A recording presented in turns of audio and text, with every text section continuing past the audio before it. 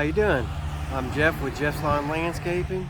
I live here in Indianapolis, Indiana, and I just got back from doing a shrub trimming job. And this is a Saturday, and I ended up getting that done this morning, and I'm gonna take the rest of the day off, and plan on taking tomorrow off. So that's gonna be kind of nice. But yeah, I was wanting to talk about when I think it's time to let a customer go. But I was wanting to show you my yard signs. I got my yard mowed yesterday and got the yard signs out there to let you see what that looks like. Alright, I'm gonna walk out here where it's at.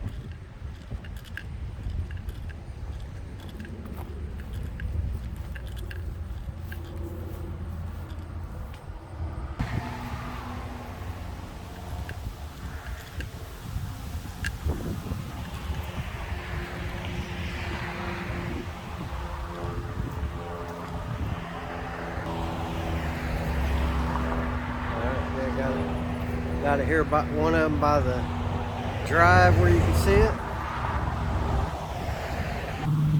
And then the other one's right there on the corner.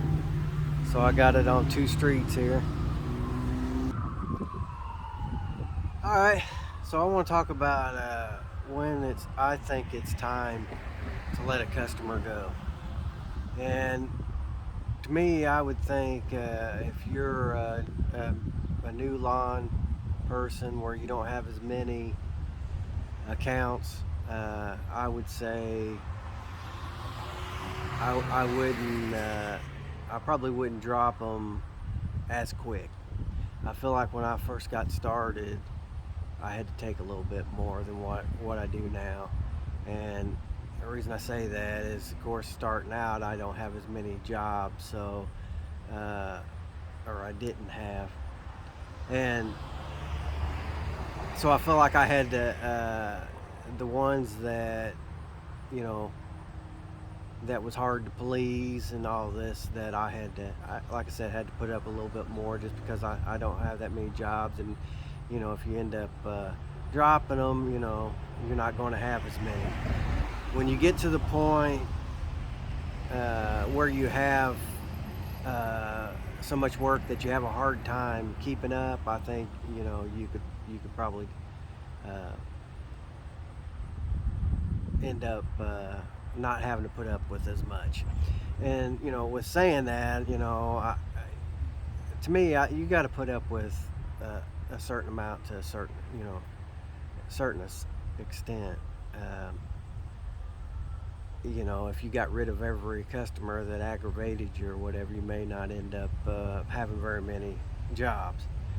But with me, I just try to do the best I can and please them. And you know, to me, if I've worked with them half a year to a year, something like that, and you feel like they're just one of the customers that you just cannot please, that's when I start thinking, you know, maybe it's time to let them go.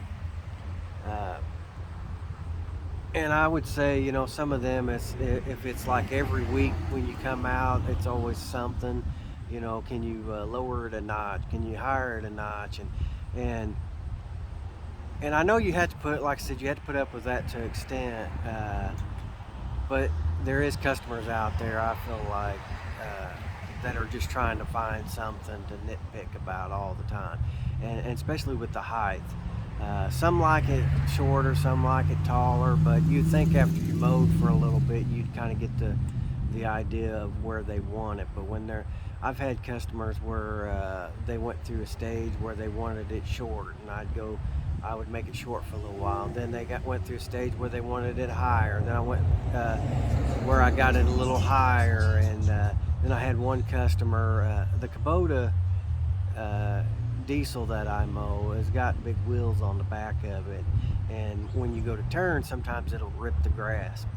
And you know, sometimes I'll get a customer that'll complain about that, and they'll ask me, do you have another mower that you can use?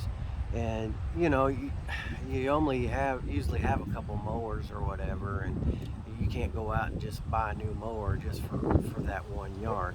So a lot of times I just tell them, this is what I use. I understand that the tires will rip the grass sometimes, which about anything you use, if it's wet, it's going to rip the grass a little bit. But you usually I'll try to take it easy when I go to turn. But like I said, it'll still sometimes rip it, and if they just keep on and on about that every week, like I said, I'll tell them, say, hey, yeah, it's going to rip it every once in a while. If you need to get somebody else with a different type mower, I totally understand. But then when they kind of like, okay, I understand, it's fine, and then you go and mow, and then it's just starting in again, it may be time to just say, hey, maybe it's best you get somebody else.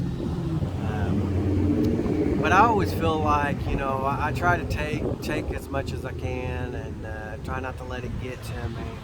But if it gets to the point where you're dreading going out there and it don't seem like it's getting any better, and you tried to mow it for half a year or something, and like I said, maybe it's time to just say, hey, maybe it's best you get somebody else. And I've ran into that where I've had to let some of them go. Used to, when I first started, I thought it was, you get the customer, you have to please the customer no matter what, and you have to put up with it. And like I said, first starting out, you probably do to an extent, but if you start getting quite a bit of work where you can afford to let one go every once in a while like that, I think you're better off, because like my dad always says, life's too short to have to put up with stuff like that all the time. And I want to enjoy doing what I'm doing. If I have customers where I have to go out and I just stress every day going to their house, like I said, it gets to where it's not worth it. And like I said, you had to put up with a little bit, but I feel like you got to determine, okay, when's enough. Now they've kind of crossed the line. But I'd say the biggest part of the ones that I have is pretty good customers. I don't really stress too much about it, or if I stress, it's about other things. It's not about the customer. But I'll occasionally get some new ones in there where I may end up having to let them go. But the majority of the ones that I've had for a while, I don't have much problems out of. But yeah, I just wanted to get on here and talk a little bit about that, and leave in the comments what you think, that you think they've crossed the line, and enough's enough. It's time to get rid of them.